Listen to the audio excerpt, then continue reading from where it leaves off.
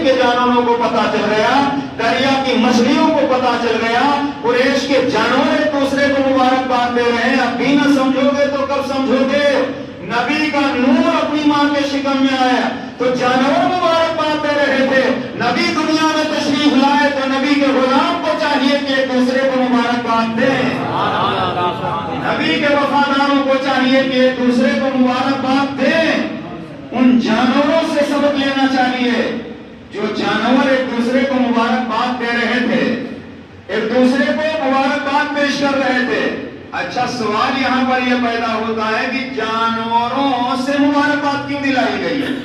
اشاروں میں اللہ بتانا چاہتا ہے میرے محبوب کی شان یہ ہے جب نور ماں کے شکم میں گیا ہے تو اس کی برکت سے جانور اتنا جانتے ہیں جو جس کے سر پہ نبوت اور رسالت کا تاج رکھا گیا ہے